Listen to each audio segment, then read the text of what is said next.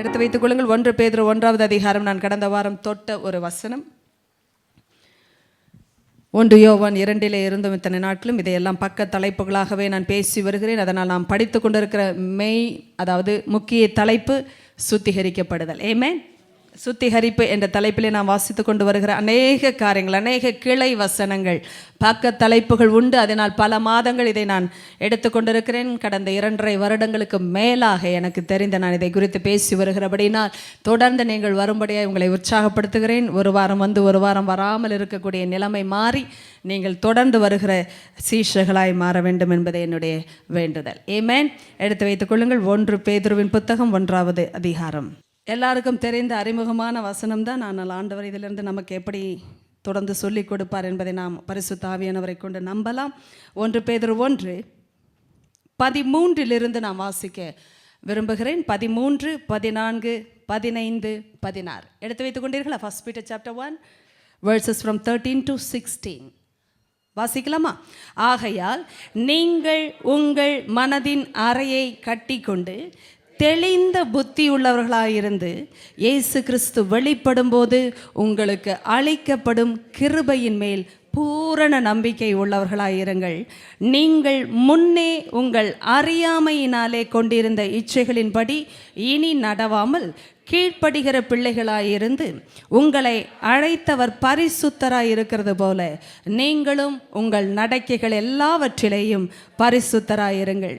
நான் பரிசுத்தர், ஆகையால் நீங்களும் பரிசுத்தராயிருங்கள் என்று எழுதியிருக்கிறதே. ஹல்லேலூயா, ஆமென். இந்த ராத்திரி வேளையிலும் உங்களிடத்தில் நான் இதை பேசும்பொழுது சில நேரங்கள் அந்த இணைப்புகள் உங்களுக்கு ஏற்கனவே அறிமுகமானதாக இருக்கலாம். இருந்தாலும் திரும்பவும் படிப்பதினாலே ஒரு பிரச்சனையும் இராது. ஏனென்றால் நான் எப்பொழுதுமே வேதத்தில் பேதுரு சொன்னது போலவும் நான் நினைப்பூட்டுதல் செய்வதற்கு வாஞ்சையாக இருக்கிறேன். உங்களுக்கு நான் நினைப்பூட்டி மறுபடியும் எழுத வாஞ்சையாக இருக்கிறேன் என்ற வார்த்தைகளை பயன்படுத்துகிறார்கள். ஏனென்றால் நினைப்பூட்டுதல் என்பது எப்பொழுதுமே நம்முடைய இருதயங்களில் அவருடைய வார்த்தைகளை, சத்தியங்களை பதித்துக் கொள்வதற்கு உதவியாக இருக்கும். அதனால் மறுபடியும் கேட்பது என்பது மிக சிறந்த காரியம். ஆமென். நீங்கள் எத்தனை முறை கேட்டாலும் அத்தனை முறையும் நாம் பதித்துக் கொள்வதற்காகவே தேவன் பேசுகிறார்.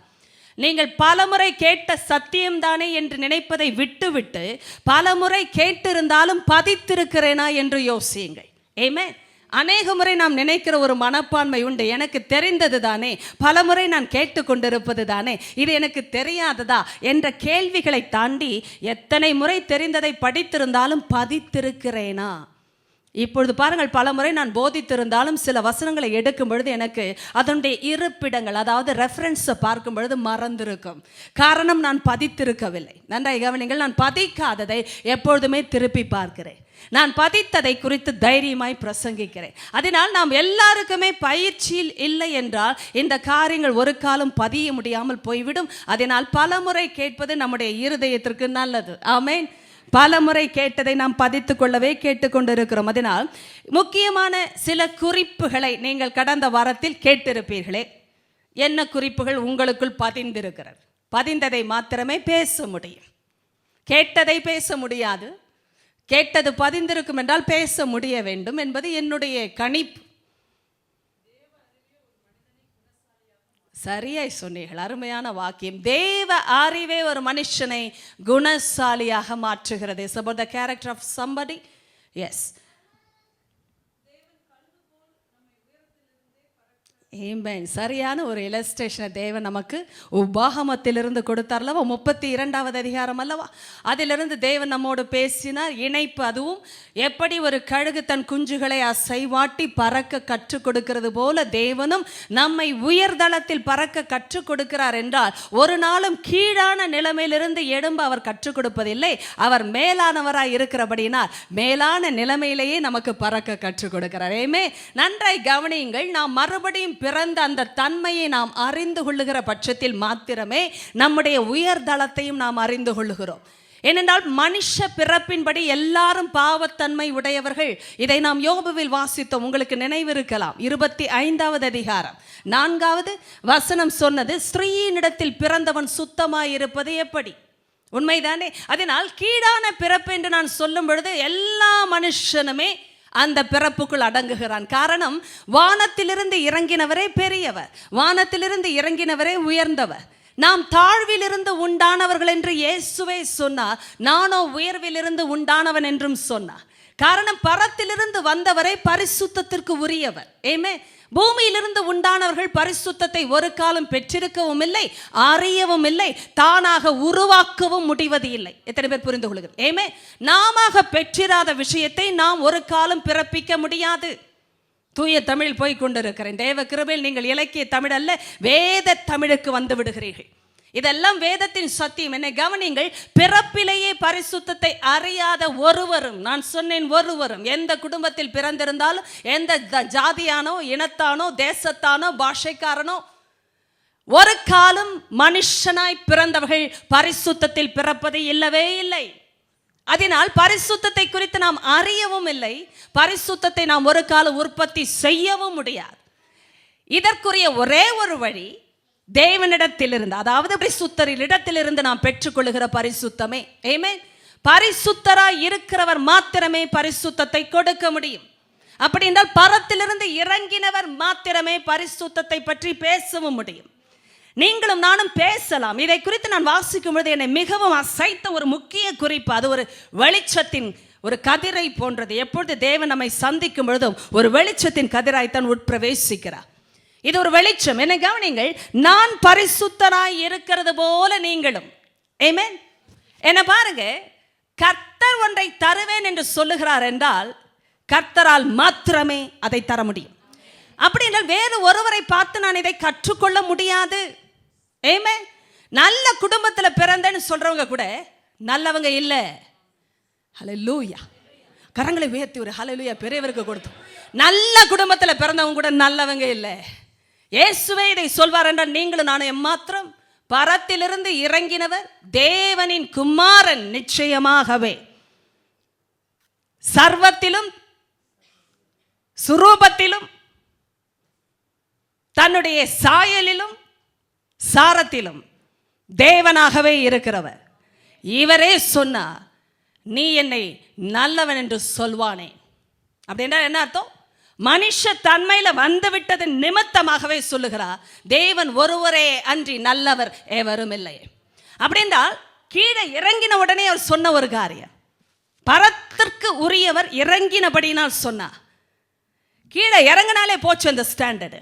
அப்படின்னா என்னத்த? பரிசுத்தத்தை அவர் இழக்கவில்லை, ஆனால் தேவன் ஒருவரை தவிர நல்லவர் எவரும் இல்லை. எந்த ஒரு விஷயத்தையும் நம்ம நல்லது கெட்டதுன்னு பிரிக்கணும்னா என்ன கவனிங்க, இதெல்லாம் ரொம்ப ப்ராக்டிக்கல் மெசேஜ். நல்ல குடும்பத்தில் பிறந்தனால நல்லவங்களா வாழ முடியாதுங்க. ஆமே, எங்கள் குடும்பம் ரொம்ப நல்ல குடும்பம், ஊர்லேயே நல்ல குடும்பம். பெரிய குடும்பன்றது அடுத்த வார்த்தை. ஆனால் நல்ல குடும்பங்க. எங்கள் ஃபேமிலி வேல்யூஸ்லாம் ரொம்ப ஹை. எவ்வளோ ஹையாக இருந்தாலும் அந்த ஹைக்கு இல்லை. ஏமே, எவ்வளோ நல்லவங்க. சில நேரம் நீங்கள் இதை பேசும்பொழுது நன்றாக இணைப்புகளை கொண்டு வாருங்கள். சிலர் சொல்லி நான் உண்மையாகவே கேட்டிருக்கிறேன். யார் சொல்லி கேட்டிருக்கிறேன் என்றால், மறுபடியும் பிறந்தவர்கள், இயேசுவை அறிந்தவர்கள், சத்தியத்தினால் வருகிற வெளிச்சத்தை பெற்ற நீதிமான்கள் நினைக்கிறார்கள். உங்களை என்னை தான் பேசுகிறேன். வெளியில ஆண்டவர் அறியாதவங்க நம்மை விட நல்லவர்களாக இருக்கிறதை ஒத்துக்கொள்ளுகிறார்கள். நம்மை விட அதிகமாய் மதிப்பை, அதாவது வேல்யூஸை வாழ்க்கையில கொண்டிருக்கிறார்கள் என்றும் நம்புகிறார்கள். இப்போ நான் உங்களை கேட்கிறேன், இது சரியான கணிப்பா இல்லையா? கணிப்பென்றால் ஒப்பீனியன் என்ற அர்த்தம் என்று வைத்துக் கொள்ளுங்கள், அபிப்பிராயம் இல்லை என்றால் ஜட்ஜ்மெண்ட். கணிப்பு. சொல்லுங்க, இது சரியா தவறா? உங்களிடத்தில் தான் பேசினேன். சரியா? எந்த விதத்தில் சரி நீங்க நினைக்கிறீங்க ஐயா? அப்ப நம்மை விட அவர்கள் நல்லவர்களா?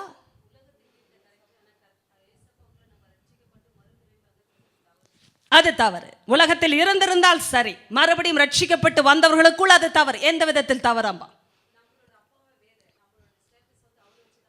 கரெக்ட்.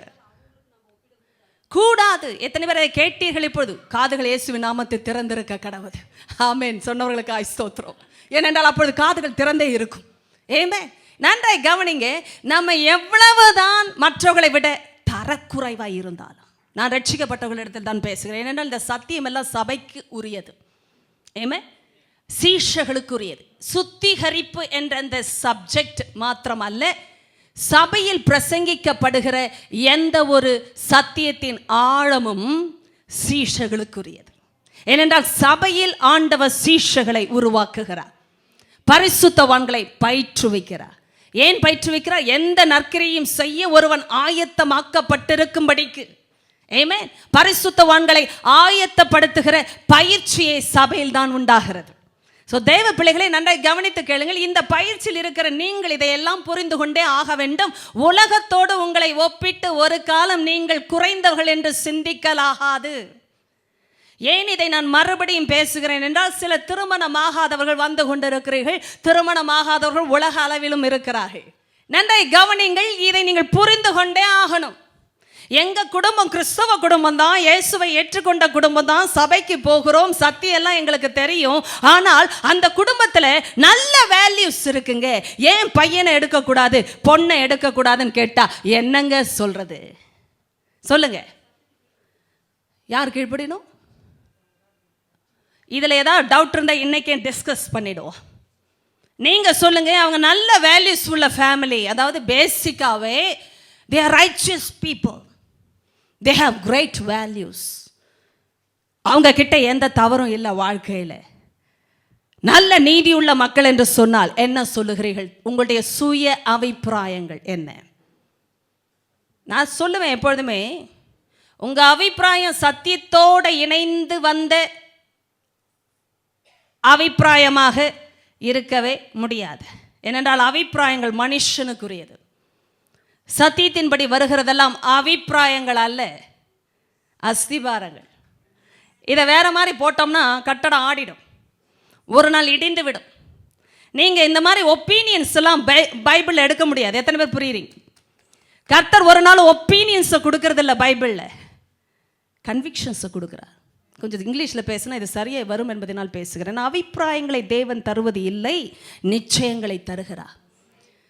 நிச்சயங்களை தருகிறார். அப்படி என்றால் நிச்சயமான ஒன்றை நாம் அசைத்து காட்டக்கூடாது, அசைக்க முடியாது. நீங்க யாரையாகிலும் ஒப்பிட்டு பார்க்கும் பொழுது தயவாய் புரிந்து கொள்ளுங்கள், விசுவாசிகளுக்கு அவிசுவாசிகளுடன் பங்கு இல்லை.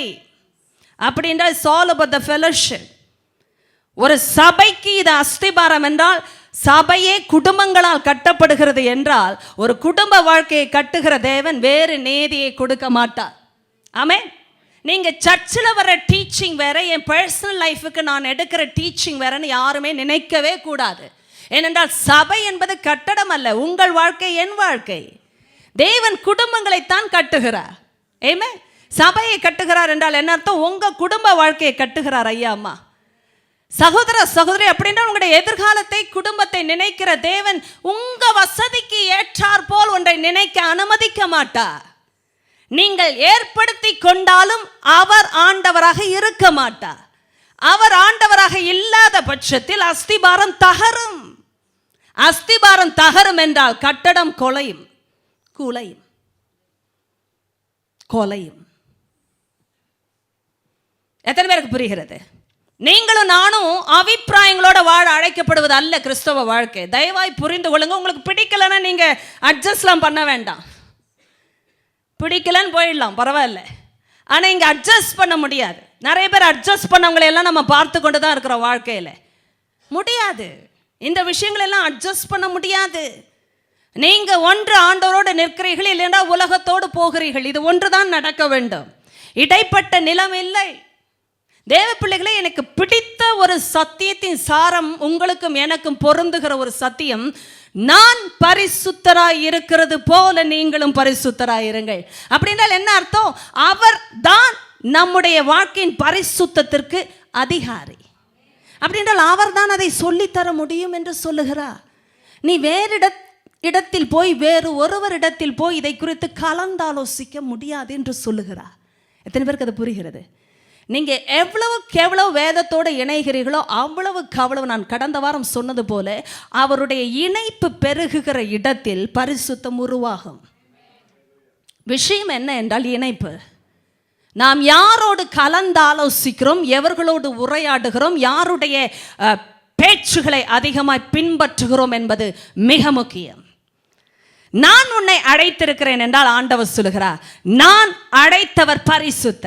என்றால் நீயும் பரிசுத்தமாக இருக்க விரும்புகிறேன் என்று சொல்லுகிறார் என்றால் பரிசுத்தத்தை படிக்கிற இடம் அவரிடத்தில் தான். ஆமென். வேற யார்கிட்டையும் படிக்க முடியாது என்று சொல்லுகிறார். நன்றாக கவனிங்க. அப்படி என்றால் வேதத்தை சாராமல் வேறு விதத்தில் பரிசுத்தத்தை குறித்து நாம் அறியவே முடியாது. ஆமென். You can't read it from books. You can't know it from good people. You can never understand it because of your opinions. You can never learn it from your society. சமுதாயத்திலிருந்து, மனுஷர்களிடத்திலிருந்து, புத்தகங்களிலிருந்து அபிப்பிராயங்கள் வேண்டுமானால் வரலாம். ஆனால் பரிசுத்தத்திற்கு அதிகாரியானவர் ஒன்றை சொல்லி தந்தால் மாத்திரமே நான் பரிசுத்தமாக முடியும். ஆமென். நன்றாய் கவனிங்க. இதை செய்யலாமா செய்யக்கூடாது என்ற கலந்து ஆலோசனை இன்னொரு கிறிஸ்தவங்க கிட்ட பண்ணாதீங்க. நான் சொன்னது பொதுவான வார்த்தை. கிறிஸ்தவர்கிட்ட பண்ணக்கூடாது என்றே பேச மாட்டேன். அவர்கள் சத்தியத்தில் இருக்கிறவர் என்றால் பேசுங்கள். ஆமென். சடங்காச்சாரத்திலும் கலாச்சாரத்திலும் இருக்கிற கிறிஸ்தவர்களிடத்தில் நான் பேச சொல்லவில்லை. சத்தியத்தில் இருக்கிறவர்கள் என்றால் பேசுங்கள். ஏன்னா அவர்கள் பேசுகிற விதமே வித்தியாசமானது. இன்னைக்கு உங்க ஃபெலோஷிப் என்று சொல்லுகிற ஐக்கியம் பிரிகிற இடமே அப்படித்தான். நான் பரிசுத்தராக இருக்கிறது போல நீங்களும். அப்படி என்றால் அவர் தான் அதை சொல்லியே தருகிறார். வேற யாரிடத்துல இதை படிக்க முடியாதாம், படிக்க வராதாம், படிக்க கூடாதாம். எவ்வளவு நல்ல அப்பா பாரு. அவரிடத்தில் வந்தால் அது நடக்கும். ஏன்னா நானே உன்னை அழைத்தவர். உன்னை அழைத்தவர் நான் என்றால் நான் யார் என்று நீ அறிய வேண்டும். என்னை கவனிங்க. அழைத்தவரை வைத்து தான் அந்த அறிவே கொடுக்கப்படும். நீங்களும் நானும் அவரிடத்தில் நெருங்க நெருங்க தான் அது பகிர்ந்தளிக்கப்படும். ஒரு நாளைக்கு எவ்வளவு டைம் நீங்கள் எதற்கெல்லாம் செலவு பண்ணாலும் என்னையும் சேர்த்து தான் பேசுகிற வார்த்தை இது. நாம் தேவனோடு செலவிடுவது குறைகிறதா? கவனிங்க. உலகம் பெருகுகிறது என்ற அர்த்தம். நான் பேசுவது இந்த வேதத்தோடு இருக்கிற இணைப்பு. எவ்வளவுதான் ஜெபிக்கிற கிறிஸ்தவங்க நான் நன்றாய் சொல்லுகிறேன், அந்நிய பாஷையில் நன்றாய் ஜெபிப்பாங்க. வேதத்தை எடுத்து படிக்க சொன்னால் தூக்கம் வரும். நல்லா கவனிக்கணும். அபிஷேகம் என்றுமே தவறாய் செயல்படாது. அபிஷேகம் இருக்கு என்று சொல்லிவிட்டு வசனம் படிக்க போராட்டம் இருக்கு என்றால் நீங்க அபிஷேகத்தை சரியாய் புரிந்து கொள்ளுங்கள். தேவன் அபிஷேகிக்கும் பொழுது சத்தியத்திற்குள் தான் நடத்துவார். எனக்கு பிடித்த இன்னொரு ஆழமான வார்த்தை, சகல சத்தியத்திற்குள்ளும் நடத்தும். ஹல்லேலூயா சொல்லுங்க. எனக்கு பிடிச்ச, எனக்கு புரிந்த அப்படின்றா வந்திருக்கிறது. எனக்கு பிடித்த சத்தியத்திற்குள் நடத்துவார், எனக்கு புரிந்த சத்தியத்திற்குள் நடத்துவார் என்றெல்லாம் வரவில்லை. சகல சத்தியத்திற்குள்ளும் நடத்துவார். ஏன் தெரியுமா? ஐயோ இதையெல்லாம் பார்க்க வேண்டும் என்றால் ஆழமான விஷயங்கள். ஏன் சகல சத்தியங்கள் புரிய வேண்டும்? சிலது புரிந்தால் போதாதா? நம்மை தாளாட்டுகிற, ஆறுதல் படுத்துகிற, உற்சாகப்படுத்துகிற வார்த்தைகள் மாத்திரம் போதாதா? ஏன் உருவாக்குகிற வார்த்தைகளை பேச வேண்டும்? ஏன் பலமான ஆகாரம் வேண்டும்? அப்பொழுதுதான் நிலைத்திருக்க முடியும் என்றால் என்ன அர்த்தம்? கிறிஸ்துவுக்குள்ளான என்னுடைய தகுதி அப்படியா இருக்கிறது. என்னை கவனிங்க. நான் பரிசுத்தரா இருக்கிறது போல வாசித்தோம் அல்லவா? திரும்ப வாசிக்கலாமா? 15 வாசிக்கலாமா? எல்லாரும் சத்தமாக. உங்களை அழைத்தவர் பரிசுத்தராய் இருக்கிறது போல நீங்களும் உங்கள் நடக்கைகள் எல்லாவற்றிலேயும். அப்போ நடக்கைகள் எல்லாவற்றிலேயும் என்ன கவனிங்க. சில விஷயத்தை சிலர் உங்களிடத்தில் கோடிட்டு காட்டினாலும், சுட்டி காட்டினாலும், விளங்க காட்டினாலும் மேட்ச் ஆகாது உங்களுக்கு. ஏன்னா சில விஷயம் எனக்கு பிடித்திருக்கிறது, சிலருக்கு பிடிக்காம இருக்கலாம். சிலருக்கு பிடித்தது எனக்கு பிடிக்காம இருக்கலாம். இதெல்லாம் அபிப்பிராயங்கள். எத்தனை பேருக்கு அது புரிகிறது? It's my opinion, that's your opinion. But the point is about the common ground. உங்களையும் என்னையும் இணைக்கிற காமன் கிரவுண்ட்னா என்ன அர்த்தம்? பொதுவான விஷயம் எது? எத்தனை பேருக்கு அந்த பொதுவான விஷயம் புரியுது? இப்போ நிறைய பேர் சப்ஜெக்ட்ஸில் பொதுவான விஷயங்கள் இருந்தால் தான் ஃப்ரெண்ட்ஷிப் இருக்கும். உண்மைதானே? அவங்களுக்கும் பாலிடிக்ஸ் பிடிக்கும், எனக்கும் பாலிடிக்ஸ் பிடிக்கும். நாங்கள் உட்காந்தோம்னா நேரம் போகிறதே தெரியாமல் பாலிடிக்ஸ் பேசுவோங்க. சில பேர் பேப்பரை பற்றி பேசுனாங்கன்னா ஒரு நாள் ஃபுல்லாக பேசுவாங்க. காலையில் என்ன நியூஸில் ஆரம்பித்தோம், எதை முடித்தோம் என்றதெல்லாம் டீயில் காஃபியில் அப்படியே ஆரம்பித்த விஷயம் அப்படியே தொடரும். சில பேருக்கு சப்ஜெக்ட் சாப்பாட்டை பற்றி, சில பேருக்கு சப்ஜெக்ட் உடைகளை பற்றி, சில பேருக்கு சப்ஜெக்ட் ரியல் எஸ்டேட்டை பற்றி, சில பேருக்கு சப்ஜெக்ட் மாமனார் மாமியார் வீட்டு பிரச்சனைகளை பற்றி, முக்கியமாக பெண்களுக்கு மாமியார்களை பற்றி, மாமியாருக்கு மருமக்களை பற்றி, மருமகள்களை பற்றி சொல்லுங்க. These are all the common subjects that we tend to talk about. I am asking about the common ground. ரெண்டு பேரை இணைக்கிற விஷயம் ஆண்டவர் சொல்லிட்டார். இப்போ சொல்றார், இது வரைக்கும் யாரோ ஒன்று அழைச்சாங்கம்மா வாழ்க்கையில், தவறாய் புரிந்து கொள்ளாதீர்கள். நான் சொல்கிறது, சின்ன வயசுலேருந்து வளரும் பொழுது நிறைய அழைப்புகள் நம்ம வாழ்க்கையில் இல்லையா? ஃப்ரெண்ட்ஸ் அழைச்சாங்க, மேகசின் அழைத்தது, டிவி அழைத்தது, இன்றைக்கும் அழைக்கிறது. ஆனால் எந்த பகுதியில் அழைக்கிறது, எதை பார்க்க அழைக்கிறது என்பது நம் கையில் இருக்கிறது. ரிமோட்டில் எதேதோ அழைத்த உலகத்தில், யாரோ அழைத்த உலகத்தில் எதையோ சொல்லிக் கொடுத்தார்கள். நல்லதும் இருந்தது, கெட்டதும் இருந்தது. எத்தனை பேருக்கு அதுவும் புரிகிறது? ஆனால் எது மிகுந்தது, எது பெருகினது, எது ஆளுகை செய்தது? தீமை தான். ஏன் ஒரு நல்லதை எடுத்துக்கிட்டு கெட்டதை விட்டுருக்க வேண்டியதானே? என்ன எப்படி பார்க்குறீங்க எல்லாம்? நல்லது சொல்லிக் கொடுத்தார்கள் அல்லவா? நல்லது எங்கே தங்கினது? தீமை தானே மேற்கொண்டது. இன்றைக்கும் கவனிங்க, நீ யார் கூட வேணாலும் போ தம்பி, எங்கே வேணாலும் இரு, நல்லதை மட்டும் பிடிச்சிக்கோ அப்படின்னா பிடிக்க முடியுமா? முதல்ல நம்ம பிடிக்கிற ஆளே நல்லவராக இருக்கணும். யார்கிட்ட வேணாலும் போகலாம், நல்லது மட்டும் எடுக்கலான்னா முதல்ல சோர்ஸ் யாருன்னு பாருங்க. உண்மையாங்க, எதை வேணாலும் பார்க்கலாம், பழகலாம், தொடலாம்னு சொல்லிட்டு நல்லது மட்டும் உள்ள வரணும்னா எப்படி வரும்? காமன் லாஜிக் தானே. உங்களுக்கு ஏதாவது வித்தியாசமாக தெரியுது அதை சொல்லும் பொழுது? இல்லை அல்லவா? யாரிடத்திலும் போகலாம், எதையும் பார்க்கலாம், எதையும் பேசலாம், எதையும் கையாளலாம், ஆனால் நல்லதை மாத்திரம் எடுத்துக்கொள் என்று சொல்லுகிற உலகத்தில் நான் கேட்கிறேன், எப்படி நல்லது மாத்திரம் உள்ளே வரும்? Who is the source of all goodness? God is alone is called as good. God is good.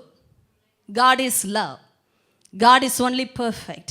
God is only holy. அப்படின்னா சோர்ஸ்னு ஒன்று இருக்குல்ல. என்ன நல்லா பாருங்க, இதெல்லாம் மறுபடியும் பிறந்தவர்களுக்கே வர வேண்டிய வெளிச்சம்.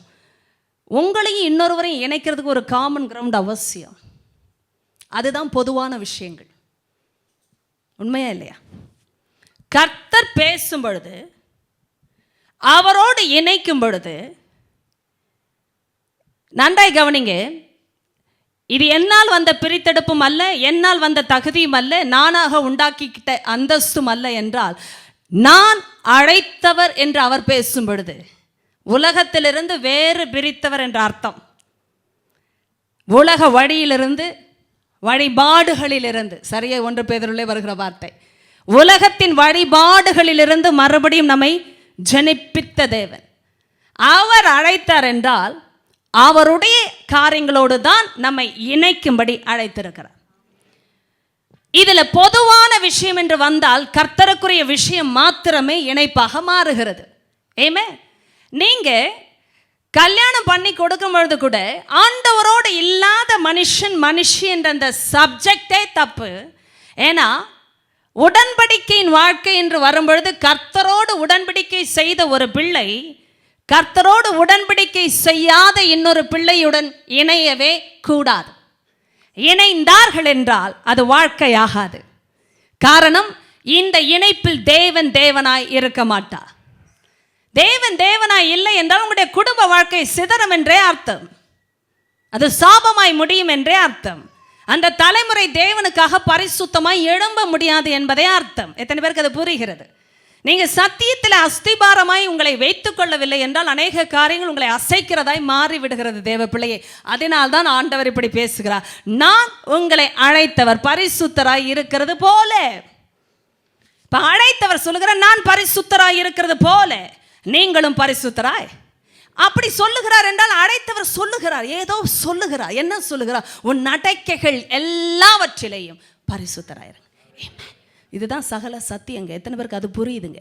ஏங்க, எனக்கு இந்த சத்தியெல்லாம் ஒத்து போகலை. It's not practical. It seems to be very impractical. I cannot follow it in this world. This is not a realistic teaching. இது ஒரு நடைமுறைக்கு ஒத்து வராத விஷயமாய் தெரியுதுங்கன்னு ஒரு மறுபடியும் பிறந்த தேவ பிள்ளை நினைக்க கூட முடியாது. ஏன் தெரியுமா? உங்களுக்கு எனக்கும் நடைமுறை வாழ்க்கைக்கு ஒத்து போகிற விஷயமே கர்த்தரோடு ஒத்து போகிற விஷயம் மட்டும்தான். ஏமேன்னு சொல்லிவிடுங்க. ஏன்னா நம்ம லைஃப்பில் நடைமுறை வேற கிடையாது. அது புரியுதா உங்களுக்கு? ஐயோ, சில பேருக்குலாம் இதெல்லாம் வித்தியாசமாக தெரியும். அப்படியாங்க? கிறிஸ்தவ வாழ்க்கையில் இருக்கிற நீங்கள் நன்றாய் புரிந்து கொள்ளுங்க, உங்கள் நடைமுறை வாழ்க்கையை கர்த்தருக்கு ஒத்த விஷயங்கள் தான் நடைமுறை வாழ்க்கைக்கு ஒத்து போகும். நீங்கள் நினைக்கலாம் எங்கள் நடைமுறையெல்லாம் இது வேறு மாதிரிங்க, நாங்கள் வேறு குடும்பத்தில் பிறந்தோம், ஆனால் ஆண்டவர் சொல்லுகிற நீ இப்போ என் குடும்பத்தில் இருக்கிற. நீங்கள்லாம் ஒத்துக்கோங்க ஒரு விஷயத்தை, நீங்கள் எந்த குடும்பத்தில் பிறந்திருந்தால், எந்த நடைமுறைகள் வழிபாடுகளில் வந்திருந்தால், கிறிஸ்தவ வழிபாடுகளையும் சேர்த்தே சொல்லி விடுகிறேன். ஆண்டவருக்குள்ளே வந்துட்டால் ஒரே ஒரு நடைமுறை தான், அப்பா சொல்லுகிற நடைமுறை. இது அறிய வேண்டும் என்றால் அவரோடு பழக வேண்டும். அவரோடு பழக வேண்டும் என்றால் என்ன அர்த்தம்? அப்பா ஸ்தோத்திரம்னு சொல்லிட்டு பாட்டு பாடிட்டு போனால் முடியாது. எத்தனை பேருக்கு அது புரியுது? நான் கேட்குறேன், உங்களுக்கு ஒவ்வொரு நாளும் வாழ்க்கையில் ஒருத்தரோட பழகுறீங்கன்னா பாட்டாக பாடிக்கிட்டு இருக்கீங்க? சொல்லுங்க. காலையில் எழுந்திரிச்சோன்னே ஒரு பாட்டு பாடினீங்களோ உங்கள் ஒய்ஃப்கிட்ட? அட போயான்ட்டு போயிருப்பாங்க. காலையில் ஏகப்பட்ட வேலை இருக்கும்போது பாட்டு பாடுறத பாரு, பாட்டு பாடுற மூஞ்ச பாருன்னுவாங்க. அடுத்தது இது மனைவிக்கும் பொருந்தும். துக்கத்தில் இருக்கிறவனுக்கு சங்கீதம் பாடக்கூடாதுன்னு ஆண்டவரே சொன்னான், கல் எடுத்து அடிச்சிடுவான். துக்கத்தில் இருக்கிறவன்ட்ட யாராவது போய் பாட்டு பாடியிருக்கீங்களா? பாடக்கூடாது. ஒவ்வொருத்துக்கும் ஒரு டைம் இருக்குது. காலையில் எழுந்திரிச்சிட்டு பக்கத்து வீட்டுக்காரங்க உரத்த சத்தத்தோட ஆசீர்வாதம் கொடுக்காத சாபமாக என்னப்படுமா? ஆண்டவர் சொல்லும்போது தான் சரியாக விளங்குது. ஆனால் காலையில் எழுந்திரிச்சு காட் பிளஸ் யூனா, அவங்க இருக்கிற டென்ஷன் லஸ்யூன்ற வார்த்தை கூட கேர்சியூன்னு காதில் கேட்கும். ஏன்னா மைண்ட் அப்படி இருக்கும். காலங்காத்தால் யாராவது எழுந்திரிச்சு கத்தனா எப்படி இருக்கும்? ஆண்டவர் சரியாக சொல்லித்தர. இதெல்லாம் ஒரு ஞானம். நான் உற்சாகமாக இருக்கேன்னா என்னோட வச்சுக்கணும். அடுத்தவங்க உற்சாகமாக இருக்கும்போது பேசினாதான் அது உற்சாகத்தின் இணைப்பு. உண்மையா இல்லையா? இதான் வராங்க பாரு, துள்ளலும் குதியலுமானுவாங்க. உள்ளே வரும்போதே சில பேர் கண்டாலே ஆகாது. ஏன்னா அவங்க வர்ற ஆவி அப்படி, இவங்க இருக்கிற ஆவி அப்படி. வராங்க பாரு, எப்போ பாரு ஒரே சிரிப்பு தான், ஒரே ஸ்தோத்திரம் தான். இவங்களும் கிறிஸ்தவங்க, அவங்களும் கிறிஸ்தவங்க தான். இந்த ஆவிகளை பார்க்குறோமா சபையில்? எப்போ பாரு ஒரே அல்லேலூயா ஸ்தோத்திரம். மெதுவாக சொன்னால் ஆகாதா, கொஞ்சம் சத்தமாக தான் கையை தூக்கி சொல்லுமா. நான் இருக்கிற நிலமையில கை கூட தூக்க முடியாத வழியில் வந்திருக்கு. நீங்கள் சிரிக்கிறத பார்த்தா இதெல்லாம் சிந்திக்கிறீர்கள் என்று தோன்றுகிறது இல்லையா? ஒவ்வொருத்தருடைய பர்சனாலிட்டி அப்படி. அதுக்காக சேர்த்து வச்சுக்கிட்டா கும்மாளம் போட முடியலைங்க. வீட்டிலே முடியல. சபை எவ்வளோ பெரிய விஷயம். நம்ம நினைக்கலாம் சிலதெல்லாம் செய்யலாம், ஒன்றாய் செய்யலாம். ஆண்டோடைய சத்தியத்தில் வர இணைப்பு ஒன்றுதான் பொதுவான இடம். இது நடைமுறை வாழ்க்கைக்கு ஒத்து போகுமா? அட ஒரு கிறிஸ்தவருக்கு தாங்க ஒத்து போகும். ஒரு சீஷனுக்கு ஒத்து போயே ஆக வேண்டும். ஏன்னா அவளுக்கு விட்டா வேற வழி இல்லை. ஆமேன்னு சொல்லிவிடு. ஐயோ, இதை விட வேற வழியில வாழ்ந்து பாருங்களேன், ஒத்தே போகாது.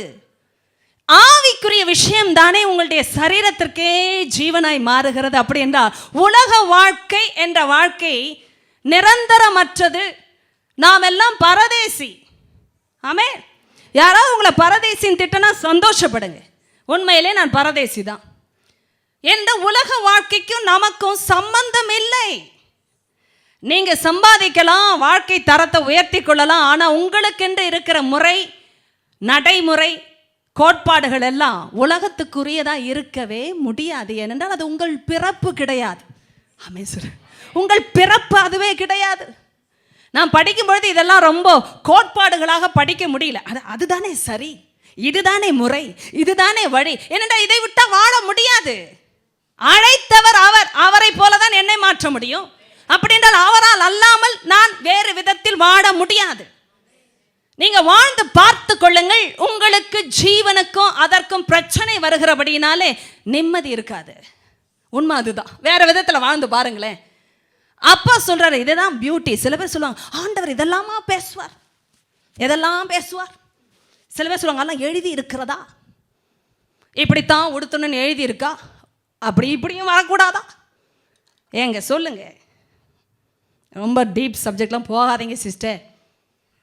சில பேர் கேட்பாங்க, இப்படிமா ஆண்டவர் பேசுவாரா? இதெல்லாம் பேசுவாராக்கும் இல்லை, பேசுவாரா? இப்படி கூட பேசுவாரா?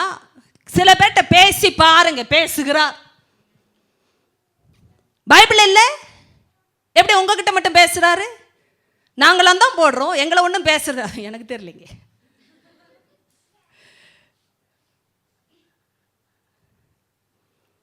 பழகும் பொழுது பேசுகிறா. பேசுவாரான்னு கேட்க முடியல, பேசுகிறா. உங்க புருஷன் பேசாத பேசுவார்.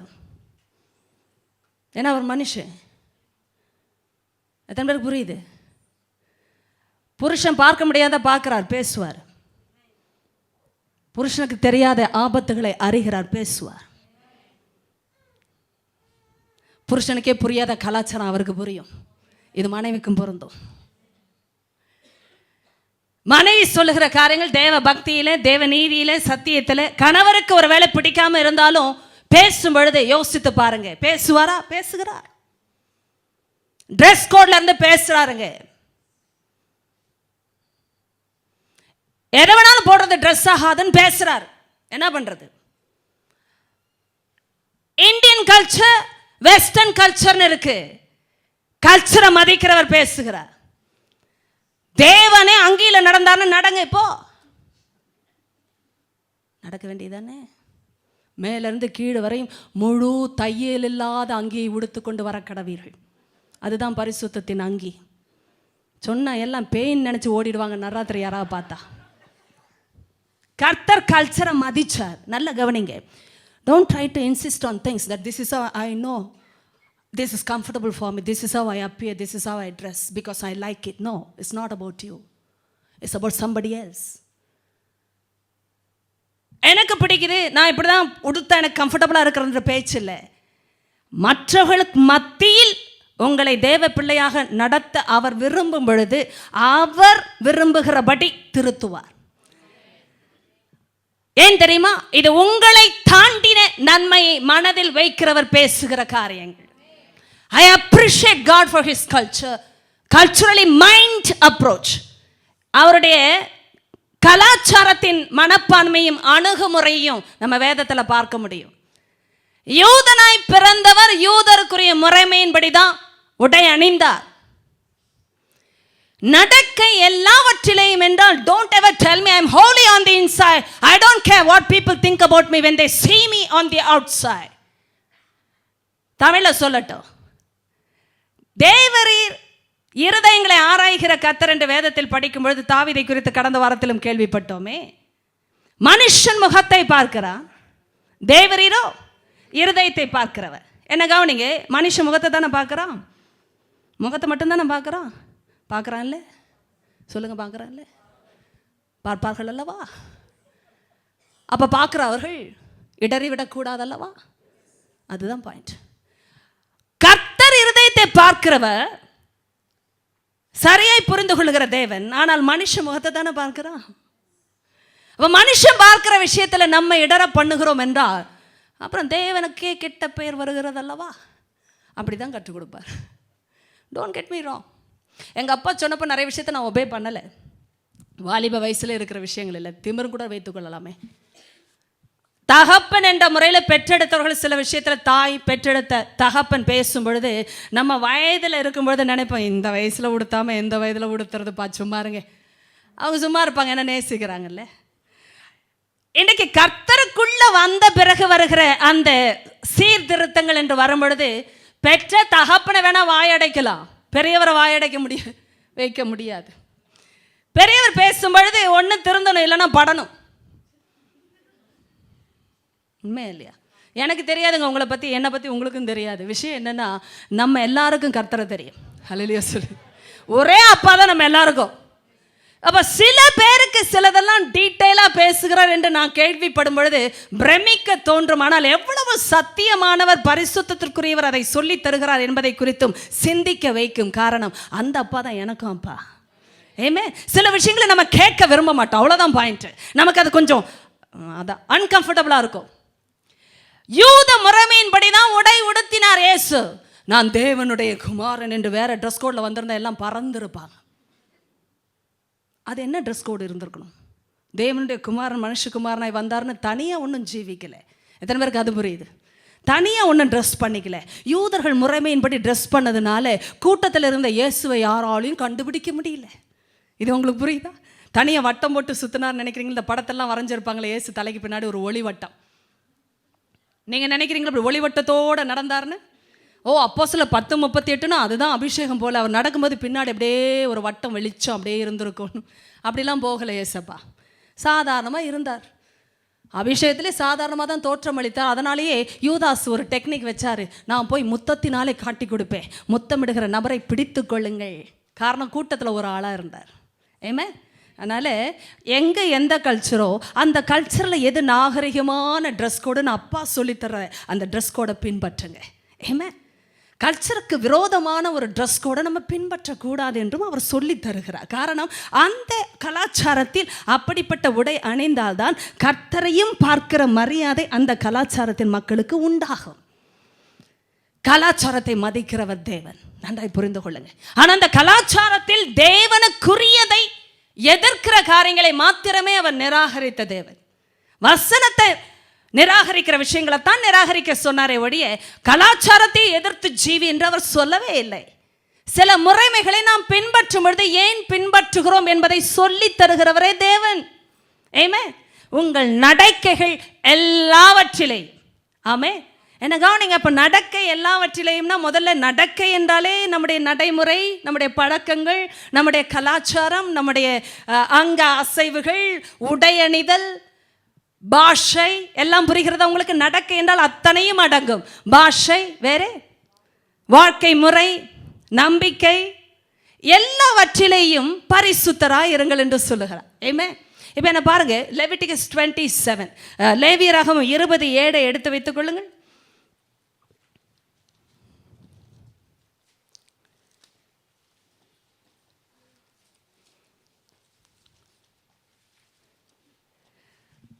லேவியராகமம் 27 சில இணைப்பு வசனங்களை நான் உங்களோட எப்பொழுதுமே பேசுவது உண்டு. இன்று நீங்கள் எடுத்து வைத்துக் கொள்ளலாம். லேவியராகமம் 19 ஒரு வசனம் வருகிறது.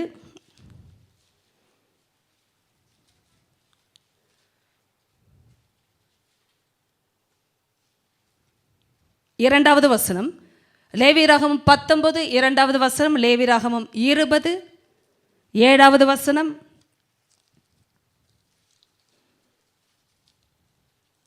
லேவியராகமம் 11 சொல்லுங்கள். எங்கே வருதுமா அந்த வசனம்? 44 சரியை சொன்னீர்கள். நான் உங்கள் தேவனாகிய கர்த்தர், நான் பரிசுத்தர். சரியை சொன்னீர்கள். லேவியராகமம் 11 44 45 எல்லாம் குறித்து வைத்துக் கொள்ளுங்கள், உங்களுக்கு உதவியாக இருக்க என்றால். ஒவ்வொரு முறையும் எழுதி இருக்கிறதே என்று சொல்லிவிட்டு விட்டு விடுகிறோம் அல்லவா? எங்கே எழுதி இருக்கிறது என்று நாம் பார்க்கும் பொழுது லேவியராகமம் 11, திரும்பவும் சொல்லுகிறேன், லேவியராகமம் 11 44 45, லேவியராகமம் 19 2, லேவியராகமம் 20 7 வாசிங்கள். ஏனென்றால் இந்த 11 19 இரண்டுமே 1 பேதுரு 1 வந்தது அந்த வசனத்திற்கு ஒத்து வரும். ஆனால் லேவியராகமம் 27 ஒரு குறிப்பு வருகிறது. வாசிக்கலாமா? எல்லாருமே வாசிக்கலாம். லெவிட்டிகஸ் 20 verse 7, ஆதலால் நீங்கள் உங்களை பரிசுத்தப்படுத்தி பரிசுத்தராயிருங்கள், நான் உங்கள் தேவனாகிய கர்த்தர். ஆமென். வித்தியாசமாக வருகிறதே. 8வது வசனம், என் கட்டளைகளை கை கொண்டு நடவுங்கள், நான் உங்களை பரிசுத்தமாக்குகிற கர்த்தர். ஆமென். இப்போ பாருங்க, கனெக்ஷன் எங்கே வருது என்பதை சொல்லிவிடுகிறேன். If you don't read your Bible, you cannot have peace or strength in your life. Simple. எனக்கு டைம் இல்லை, பைபிளோட உட்கார முடியல, நான் செய்கிறதே உங்களுக்கு சொல்லுகிறேன். எதை வேணாலும் வீட்டில் செய்கிறோம். வேதத்தோட ஒரு அதிகாரம் படித்து முடிக்கலாம் என்றால் எவ்வளோ போராட்டங்க. இதில் நம்ம இன்டர்நெட்டு, ஃபேஸ்புக்கு எதெல்லாம் செக் பண்ணோம்னா மணிக்கணக்கில் உட்காந்து சேட் பண்ணிகிட்ருப்போம். டெக்ஸ்ட் பண்ணுவோம், நண்பர்களுக்கு ஃபோன் பண்ணுவோம், அவங்கக்கிட்ட இருந்து வாங்கி திருப்பி பதிலை கொடுத்து எல்லாம் போகும் மணிக்கணக்கு. ஆனால் பைபிளோட உட்கார சொன்னால் முடியாது கிறிஸ்தவங்களுக்கு. இதுக்கு இடையில டிவி, வேறு என்ன ப்ரோக்ராம்னு நமக்கு தான் தெரியும். நல்ல கவனிங்க, ஏன் இந்த பேட்டில்னு நினைக்கிறீங்க? ஏன் தெரியுமா? அழைத்தவர் பரிசுத்தர் தான், ஆனால் நீங்களும் நானும் அவர் பரிசுத்தராய் இருக்கிறது போல நம் நடக்கை எல்லாவற்றிலேயும். அப்படி என்றா என்ன பாருங்க, some people might think this is an extreme teaching. இயேசு சொன்னாங்கல்ல, ஐயோ கடினமான உபதேசம், யார் இதை கேட்பார்கள்? எத்தனை பேருக்கு அப்படி கடினமாக இருக்குது சில நேரம் சபையில்? இல்லை, என்கிட்ட சொல்லுவாங்க, ரொம்ப கசப்பாக பேசாமல் கொஞ்சம் தித்திப்பாக பேசினா நல்லாயிருக்கும், கொஞ்சம் சக்கரை போட்டு கேளுங்க சரியாயிடும். முடிந்து போய்விட்டது இல்லையா? It's a hard teaching sometimes. Who will follow such a teaching? Very hard to swallow. ஆமாம், மாம்சத்தை வாயில கொடுத்தா கடிக்க கஷ்டமா இருக்குன்னு யார் நினைக்கிறீங்க? கையை உயர்த்துங்க பார்ப்போம். 8 மணிக்கு ப்ரொவோக் பண்ணுவோம் மக்களை, அப்போ 9 மணிக்கு சாப்பாடு கிடைக்கும். மாம்சத்தை வாயில வச்சா கடிக்க முடியாதுன்னு எத்தனை பேர் நினைக்கிறீங்க? எலும்பு பீஸா வேணும் நமக்கு, ஏன்னா டேஸ்ட் ஜாஸ்தி. சாப்பாட்டுக்கு ஒரு நியதி, சத்தியத்துக்கு ஒரு நியதி. ஏன்னா நம்ம நினைக்கிறோம் சாப்பாடு நமக்கு முக்கியம், சத்தியம் கொஞ்சம் கம்மியா எடுத்தா போதும். ஆண்டவர் சொல்லுகிறா, உன் செவியை சாய்த்து என்னிடத்தில் வந்து கேள். இது நான் ஒருமையில பேசியிருக்கேன், ஏசாயா 55. நீங்கள் உங்கள் செவியை சாய்த்து என்னிடத்தில் வந்து கேளுங்கள், அப்பொழுது உங்கள் ஆத்துமா கொழுப்பான பதார்த்தத்தினால் மகிழ்ச்சியாகும். ஏமே, இப்ப என்ன கவனிங்க, காதை திருப்பாம பைபிளை திறக்க கூடாது. ஹல்லேலூயா சொல்லலாம். நிறைய நேரம் கண்ணு தான் திரும்பும், காது திரும்பாது. அப்படின்னா என்ன அர்த்தம்? பைபிளை பார்த்து கொண்டே இருப்போம், நுழையாது. எத்தனை முறை இந்த அனுபவம்லாம் நமக்கு வருது? உண்மை.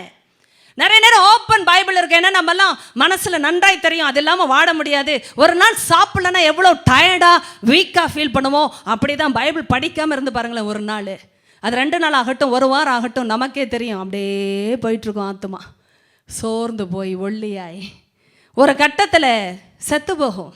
எந்த விதத்தில் சொல்லுகிறேன்? தேவனுடைய இணைப்பை இழந்து போகிற நிலைமை, அதாவது அவருடைய சத்தத்தை கேளாத ஒரு நிலைமை. என்னை கவனிக்கணும். இந்த சூழ்நிலையை மாற்றவே கர்த்தர் ஒரு காரியத்தை சொல்லுகிறார். சரீரத்திற்கு எவ்வளவு சாப்பாடு அவசியம் என்று நாம் அறிந்திருக்கிறோம். காரணம், சில விஷயங்கள் பலமான ஆகாரமாக இருந்தாலும் வாய்க்கு ருசி ஆனது மாத்திரமல்ல, கொழுப்புடைய பதார்த்தங்கள் என்று தெரிந்த விஷயங்களை நாம் மறுப்பது இல்லை. இன்றைக்கு ஆத்துமா வாழணும்னா ஆண்டவர் சொல்லுகிறார், சகல நடக்கை சகல சத்தியம், இது ரெண்டுக்கு இணைப்பு இருக்கு. If you do not know what is the real teaching from the word, you should know all the word that is concerning the teachings of righteousness. நீதிக்குரிய படிப்பினைக்குரிய வார்த்தைகளோட இணைப்பு ஒரு விசுவாசிக்கு அவசியம். எப்ப பாரு தெரிஞ்சதையே பார்த்து கொண்டிருப்பது, தெரிந்ததையே படிப்பது. நான் கேட்கிறேன், தெரியாததை படிக்க நம்ம இடம் கொடுக்கணும்னா அது எல்லா நடக்கையை குறித்ததான சத்தியம். ஆமென். ஆசாரிகள் தான் இந்த வித்தியாசத்தை கொடுக்கணும் என்று சொல்லிவிட்டா. அப்படின்னா சபைக்கு வரும்பொழுது நமக்கு புரிய வைக்கிற ஒரு இடத்துல கர்த்தர் நம்மை உட்கார வைத்திருக்கிறார். எது பொதுவானது, எது பரிசுத்தமானது என்று பிரிக்கணும்னா, ஏதோ தெரிஞ்ச சங்கீதம் 23 ஓட முடியுமா? சங்கீதம் 91 வாழ முடியுமா பல வருஷம்? சங்கீதம் 121 போதுமா? What about the solid teaching? கர்த்தர் சொல்ல, எத்தனை நாள் ஞானஸ்தானத்துக்கும் ரட்சிப்புக்கும் மனம் திரும்புதலுக்குரிய சத்தியத்தையே கேட்க போறீங்க என்று நீங்கள் இப்படிப்பட்டதான பலமான ஆகாரத்தை புசிக்க போகிறீர்கள் என்று பவுல் கேட்கிறாரே. எபிரேயர் புத்தகத்தின் ஆசிரியர் கேட்கிறார், என்று நீங்கள் படிக்க போகிறீர்கள். பாலை உண்ணத்தக்கவர்களானீர்கள், பலமான ஆகாரத்தை விட்டு பாலை கொடுக்க வேண்டிய நிலைமை எனக்குன்னு சொல்றார். ஏன்னா ஆவிக்குரிய பேச்சு உங்களுக்கு தாங்கல. என்ன கவனிங்க, சில பேருக்கு ஆவிக்குரிய பேச்சு தாங்கல, கிறிஸ்தவ பிள்ளைகளுக்கு. காரணம், மாம்சத்துக்குரியவங்களாய் ஜீவிக்கிறவங்களுக்கு ஆவிக்குரிய பேச்சு பிடிக்காதுங்க. Try and understand this conflict here. There's no common ground between the person who walks in the spirit and the person who walks in the flesh. I'm talking about the Christians here, not about the worldly crowd. உலக மக்களே பேசல. ஆவியில நடக்கிற கிறிஸ்தவங்களுக்கும் மாம்சத்துல நடக்கிற கிறிஸ்தவங்களுக்கும் connection வராது. till மாம்சத்துல நடக்கிறவங்க மனம் திரும்பி இங்க வர்ற வரைக்கும் சபையில். அதனால தான் டீச்சிங்ல சில பேருக்கு கம்ஃபர்டபுளா இருக்காது. ஐயோ இதெல்லாம் ரொம்ப ஹார்டா வருது, ஏத்துக்க முடியாதுன்ற நிலைமை. ஏன் தெரியுமா? மாம்சத்தில் இருக்கிறவங்களுக்கு ஆவிக்குரிய டீச்சிங் ஹார்டா தான் இருக்கும். உண்மையா இல்லையா? இப்ப என்ன கவனிங்க, ஆவிக்குரிய பிள்ளைகள் ஆவியில நடக்கும் பொழுது மாம்சத்துக்குரிய பேச்சு அவங்களுக்கு தாங்காது. இது எப்படி புரியுது உங்களுக்கு? சில பேரை தாங்கவே முடியாதுன்னா அவங்கள வெறுக்கிறதுனால இல்லை, அவங்களுடைய அபிப்பிராயங்கள் அப்படி. என்ன அபிப்பிராயங்கள்? அபிப்பிராயங்கள் இப்படியும் பேசுவாங்களான்னு பிரமிக்க தோன்றும்.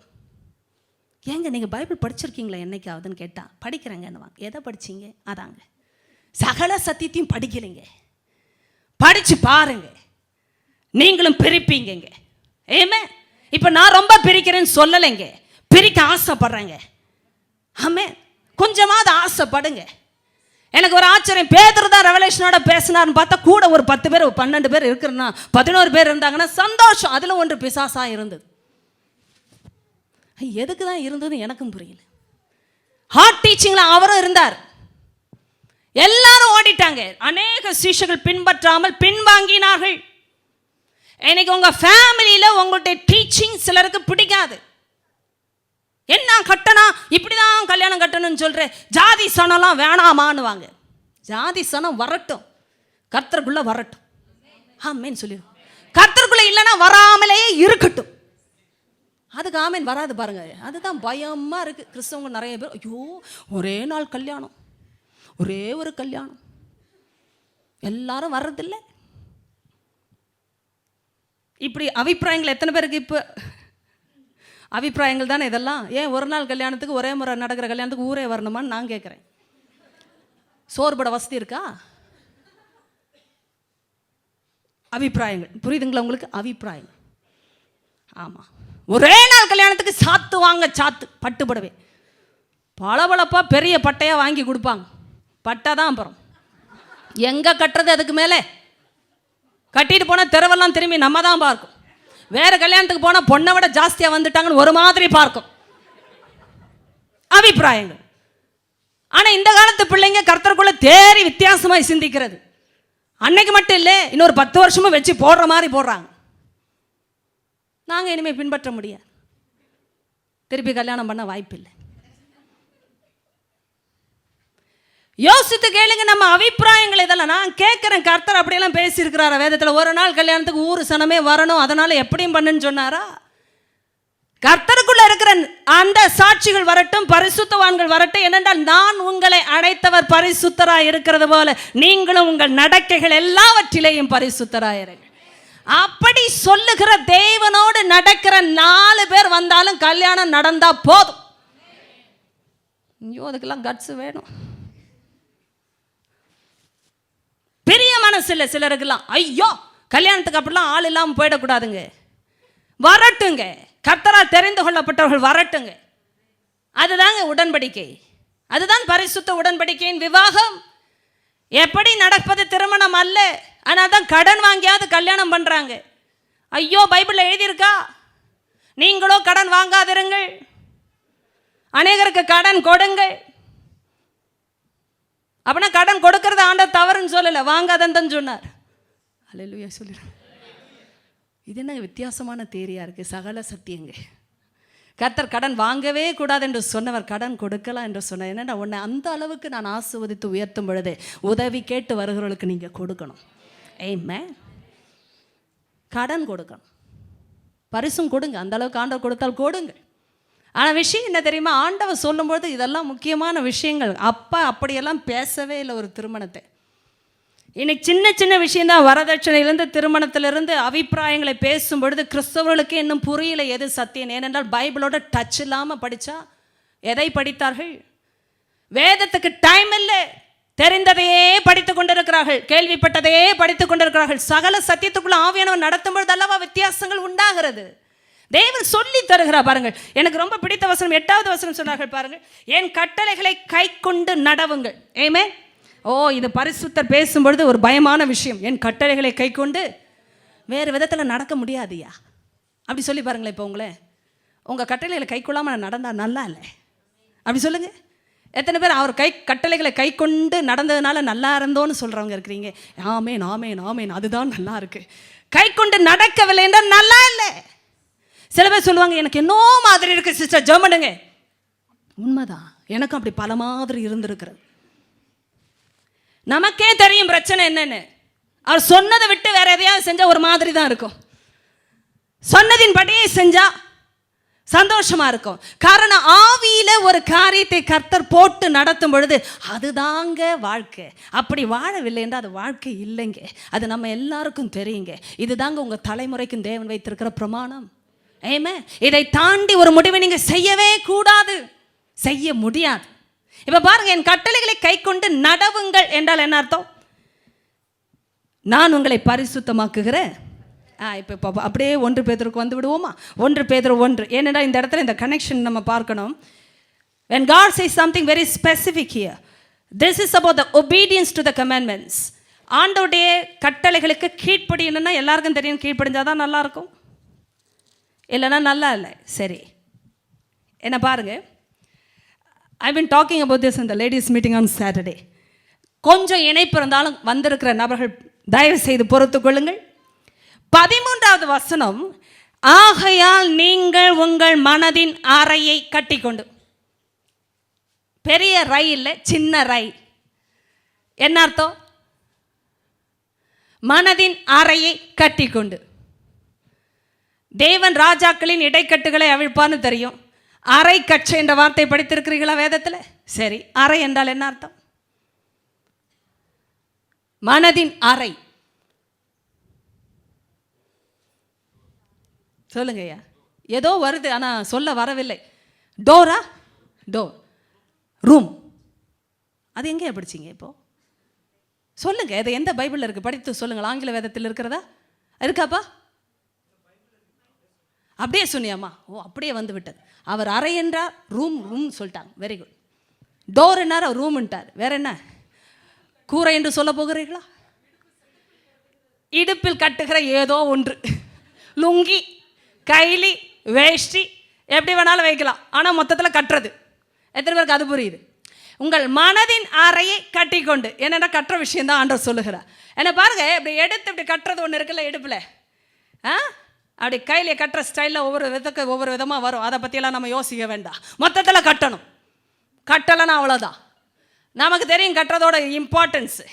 சரியா? இப்போ சரியா கட்டலைன்னா எல்லாம் போச்சு. இருக்கிற ஒரே விஷயம் மானம்தான். அவ்வளோ முக்கியமான விஷயத்தை ஆண்டவர் எங்க சொல்லியிருக்கிறார் தெரியுமா பைபிளில்? மனது. ஆமென்.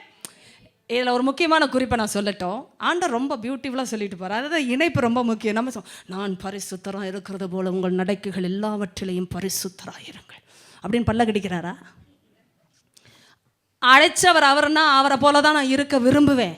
அதை விட வேற எதையாகிலும் விரும்பினேன் என்றால் தவறுவேன். எனக்கே அது தாங்க முடியாத பாரம். அப்போ அழைத்தவரை வைத்து தான் எல்லாமே. அப்பா சொல்றாரு, இது வரைக்கும் எப்படியோ வாழ்ந்தேன் பிள்ளையே, உன் மனசு போன போக்கிலெல்லாம் போனேன். போனோமா? போனோன்னு சொல்லுங்களேன் தயவுசெய்து. ஏது மற்றவங்க தான் சொல்லணுமா? போனோம். எப்படி போனோம்? மனசும் மாம்சமும் விரும்பினவைகளை செய்து சுபாவத்தின்படி கோபாக்கினின் பிள்ளைகளாயிருந்தோம். சுபாவமே இருளுக்குரிய சுபாவம். அந்தகாரத்திலேயே இருந்தோம். அந்தகாரத்துக்குரியவர்களாக இருந்தோம் கூட வேதம் சொல்லலை. முற்காலத்தில் நீங்கள் அந்தகாரமாயிருந்தீர்கள், இப்பொழுதோ கர்த்தருக்குள் வெளிச்சமா இருக்கிறீர்கள். எவ்வளோ அழகா பேசுகிறா பாரு. நீங்க உடனே வெளிச்சமா இல்லை, கர்த்தருக்குள்ள. ஆமே. அப்போ இயேசுவை நம்பினாலே வெளிச்சம் தான். ஆமே. நீங்களா வெளிச்சமாக மாறிட்டீர்களா? வெளிச்சமாய் மாற முடியுமா? வெளிச்சமாய் நடக்க முடியுமா? முடியாது. நான் ஒளியில் இருக்கிறது போல நீங்கள் ஒளியில் நடந்தால் அவ்வளோதான். அப்பா ஒளியில் இருக்கிறாரு, நம்ம ஒளியில் நடந்தால் ஒளியோடு ஐக்கியப்பட்டிருப்போம். ஒருவரோடு ஒருவரும் ஐக்கியப்பட்டிருப்போம். அப்போ என்ன அர்த்தம் தெரியுமா? நம்ம இங்கேயே ஐக்கியத்தில் இருக்கணும்னா அவரோட சரியாக இருக்கணும் லிங்க். உண்மையா இல்லையா? சில நேரம் அப்பாவோட சரியாக லிங்க் இல்லைன்னு வச்சுக்கோங்கள, உள்ளே வரும்போது நல்லா தான் வருவானா, நல்லா இருக்க மாட்டோம். யாரை பார்த்தாலும் வெறுப்பாக இருக்கும். அதுவும் பரிசுத்தரோட நடக்கிறவங்கள கண்டால் ஒட்டவே விட்டார். சர்ச்சிலே நம்ம பாட்டுன்னு வருவோம், நம்ம பாட்டுன்னு ஓடிடும். எதுக்கு வந்தோம்? கோயிலுக்கு வந்தோம். ஏன் வந்தோம்? கிறிஸ்தவங்கள பின்ன வாரத்தில் ஒரு வாரம் போயிட்டு வந்தால் தான் கொஞ்சம் நிம்மதியாக இருக்குது. இல்லைன்னா ஒரு மாதிரி எங்கே போயிட்டு வந்தால் ஒரு வாரம் வண்டி ஓடுமா? வண்டி ஓட பெட்ரோல் வேணால் உதவும், டீசல் உதவும், கோயில் உதவுமா? அப்படிலாம் நினைக்கிறோம். ஆனால் நம்ம அந்தரங்கத்தில் பார்ப்போம்னா ஐக்கியத்தில் இருக்க மாட்டோம். சர்ச்சுக்குள்ளே வந்தே தனியாக இருக்கிறவங்க எத்தனை பேர்? கையை மட்டும் தூக்கிடாதே. தனியாக இருக்க விரும்புவாங்களாம். எப்படி? நான் உண்டு என் வேலை. அதுக்கு வெளியில் இருக்கலாம்ல. நான் உண்டு என் குடும்பம் உண்டு அப்படியே இருக்கலாம்ல வெளியில். ஏன் சபைக்குள்ளே வரணும்? ஏன் முடியல தெரியுமா? நல்லா கவனிங்க. அவர் ஒளியில் இருக்கிறது போல நாமும் ஒளியில் நடந்தால் ஒருவரோடு ஒருவர் ஐக்கியப்பட்டிருப்போம். குமாரனின் ரத்தம் நம்முடைய சகல பாவங்களையும் நீக்கி நம்மை சுத்திகரிக்கும். இதுதான் பியூட்டி. இப்போ எனக்கு ரொம்ப பிடிச்ச ஒரு விஷயம், ஒளியில் நடக்கிற ஆளுக்கு எதுக்கு சுத்திகரிப்பு? கேட்டிங்களா ஒரு கேள்வி? ஏற்கனவே நான் லைட்டு, எனக்கு எதுக்கு இன்னொன்று சுத்திகரிப்பு என்ற கேள்வி வருகிறதா? சொல்லுங்க கொஞ்சம். நாம் ஒருவரோடு ஒருவர் ஐக்கியப்பட்டிருக்கோம். குமாரனுடைய இயேசு கிறிஸ்துடைய ரத்தம் எங்கே வருகிறது? 1 யோவான் 1:7-9 வரை வீட்டிலே வாசிங்கள். அவருடைய குமாரனாகிய இயேசு கிறிஸ்துவின் ரத்தம் நம்முடைய சகல பாவங்களையும் நீக்கி நம்மை சுத்திகரிக்கும் என கவனிங்க. If you are part of a fellowship, you are under the cleansing of Jesus Christ. நீங்க ஃபெலோஷிப்ல இருக்கிற இடத்துல சுத்திகரிப்பு உண்டு. ஆமென். யார் கூடயாவது சேர்ந்து ஜெபிக்க முடிகிறதா என்று பாருங்க. நீங்க சுத்திகரிப்புக்குள்ள தானாய் வருவீர்கள். யாரும் உங்களை போய் திருத்தவே வேண்டாம், ஆட்டோமேட்டிக்கா சுத்திகரிப்பு வரும். ஒரு பரிசுத்தவானோட சேர்ந்து ஜெபித்து பாருங்களேன். அதுக்கு தான் சபையில் ஜெபம் வைக்கும்போது வந்து ஜெபித்து பாருங்க. வரும்பொழுது ரொம்ப மோசமாக தான் வந்திருப்பீங்க, எல்லா நிலைமையிலும் சொல்லுகிறேன். ஆனால் திரும்பி போகும்பொழுது ரொம்ப பிரகாசமாக போவீர்கள். ஏன் தெரியுமா? சுத்திகரிப்பு. பாட்டு பாடும்போதே கர்த்தர் சுத்திகரிப்பா. ஏன்னா அந்த பாட்டோட நம்ம சம்பந்தம் இல்லாமல் வாழ்ந்திருப்போம். ஆனால் அறிக்கை வரும், ஆண்டவரே இவ்வளோ நல்ல தேவன், ஒளியின் தேவன், பரிசுத்த தேவன், பரிசுத்தர் மத்தியில் இருக்கிறவர்கள், நீ நீதிமான்கள் மத்தியில் உலாவுகிற வாசம் பண்ணுகிறவெல்லாம் பாடும்பொழுது நான் எங்கோ ஒதுங்கி இருக்கும்பொழுது என்ன செய்வேன்? அறிக்கை செய்வேன். ஆண்டவரே மன்னிங்கப்பா, கொஞ்சம் தூரம் போயிட்டேன், கழுவுங்கப்பான்னு சொல்லும் பொழுதே திரும்பி வருகிறோம். என்ன கவனிங்க, சபையில் ஐக்கியம் நீங்கள் வைக்கலைன்னா சமுதாயத்தில் வைத்திருக்கிறீர்கள் என்ற அர்த்தம் தவறாய் புரிந்து கொள்ளாதிருங்கள். இங்க ஃபெலோஷிப் இல்லைன்னா your fellowship is with the world. That's not in the Bible. ஒரு தேவ பிள்ளைக்கு ஐக்கியம் தேவ பிள்ளைகள் மத்தியில் இருக்க வேண்டும். அப்பதான் ஒளியில் நடக்கிறோம் என்ற அர்த்தம். Amen. You can't be an island in the church. சபைக்கு வந்து தீவு மாதிரி இருக்காதீங்க. உங்களை சுற்றி யாரும் தொடக்கூடாது, கலக்கக்கூடாதுன்னு அது உலகத்தில் வேணால் செய்யலாம், சபையில் இல்லை. சபையில் நீங்கள் பரிசுத்தவான்களுடைய ஐக்கியத்தில் இருந்துதான் ஆக வேண்டும். இல்லை என்றால் ஏதோ பிரச்சனை. அவர் ஒளியில் இருக்கிறது போல நாமும் ஒளியில் நடந்தால் ஒருவரோடு ஒருவர் ஐக்கியப்பட்டிருப்போம். ஆமென். இந்த ஐக்கியத்துக்கு ஆதாரமே வெளிச்சம். ஆமென். இப்போ என்ன பாருங்க, when he says something about the mind, he says something about the mind. இங்கிலீஷில் வாசிங்க சத்தமா. 1 Peter chapter 1 verse. எல்லாரும் சத்தமா அதை கொஞ்சம் கவனிங்க, ஏன்னா சில குறிப்புகள் அங்கே வரும். 13. எழுந்து நில்லையா, கொஞ்சம் சத்தமா வாசி.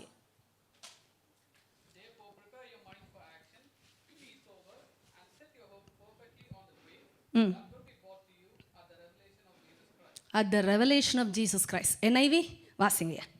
எழுந்து நில்லுங்க குமாரையா, வாசிங்க போ. Thank you, Pa. Therefore, gird up the lions of your mind, be sober and hope to the end for the grace that it is brought unto you at the revelation of end of. அதே தானையே நீங்களும் வாசித்தீர்கள். ஹalleluya. வேறு நபர்கள் வாசித்தார்கள். Prepare your minds for action. Be self-control. Some people cannot follow this word sober.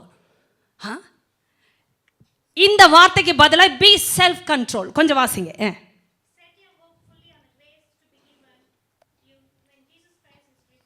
தேங்க்யூம்மா. இப்போ பாருங்க, ஏன் இதை பலமுறை வாசிக்க சொல்லுகிறேன் என்றால் வித்தியாசங்கள். பி செல்ஃப் கண்ட்ரோல்ட் என்ற வார்த்தை அறையை கட்டிக்கொள்வதற்குரிய அர்த்தமாக ஆங்கிலத்தில் பயன்படுத்தப்பட்டிருக்கிறது. B self control.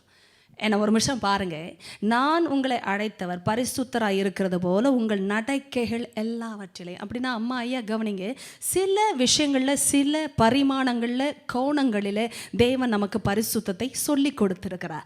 ஆனால் இன்னும் நான் அறிய வேண்டும் என்றால் அவருடைய இணைப்பாகிய வசனத்தில் நான் இடம் கொடுக்கும் பொழுது, அதாவது சகல சத்தியத்திற்கும் இடம் கொடுக்கும் பொழுது கர்த்தருடைய சத்தம் என்னை பிரித்தறிய வைக்கும்.